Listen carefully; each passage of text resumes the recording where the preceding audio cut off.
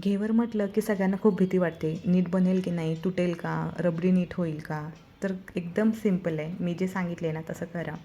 तर मी वितळलेलं तूप घेतलं. त्यामध्ये बर्फ टाकायचा आणि छान फेटून घ्यायचा. आता बर्फ टाकल्यामुळे काय होतं, परत आपलं जे आपण वितळलेलं तूप घेतलं होतं ना, ते घट्ट होतं.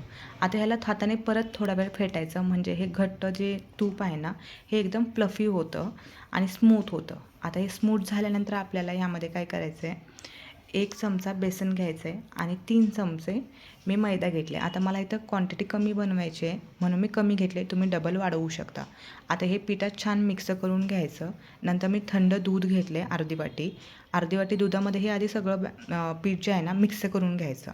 आता ह्याच्या गुठळ्या होऊ द्यायचं नाही. नंतर मी थंड पाणी घातलं. एक वाटी पूर्ण मी थंड पाणी घातले.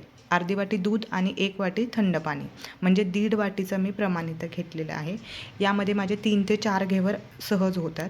आता घेवर बनवताना भांडं कसं निवडायचं, तर जास्त खोलगट जे भांडं असतं ना ते निवडायचं. म्हणजे तेल गरम झाल्यावर आपण बॅटर टाकतो ना तेव्हा कधी कधी उतू जातं, त्यामुळे खोलगट भांडं घ्यायचं.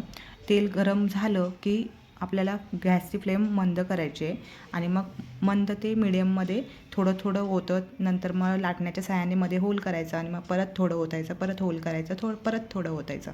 नंतर कडा पूर्ण रिकामी करून घ्यायचा आणि मग मध्ये एकदा डीप करून घ्यायचं, म्हणजे एकसारखा सोनेरी रंग येतो. मध्ये जे पांढरं पांढरं दिसतं ना ते व्यवस्थित कुक झालेलं नसतं. मध्ये एकदा डीप करून घेतलं की छान एकसारखा कलर येतो.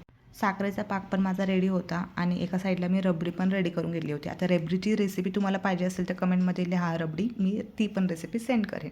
आता मस्तपैकी आपण घेवर डेकोरेट करू. तर सगळ्यात आधी आपल्याला शुगर सिरप जे आहे ना, आपण पाक बनवला आहे तो टाकायचा. तुम्हाला कितपत गोड पाहिजे आहे ना तेवढाच टाकायचा. मी इथं 1च चमचा टाकला आहे. त्यानंतर रबडी पूर्ण एकसारखं सगळीकडे असं मस्त लावून घ्यायची आणि वरतून ड्रायफ्रूट्स, केशर, तुम्हाला काय हवं आहे तसं छान डेकोर करायचं आणि खायचं. बनवायला थोडा वेळ लागतो, पण पहिला बाईट घेतल्यानंतर जे समाधान मिळतं ना, एकच नंबर. एकदम छान कुरकुरीत आणि वरतून ही रबडीची फ्लेवर मस्त लागते. एकदा नक्की ट्राय करा.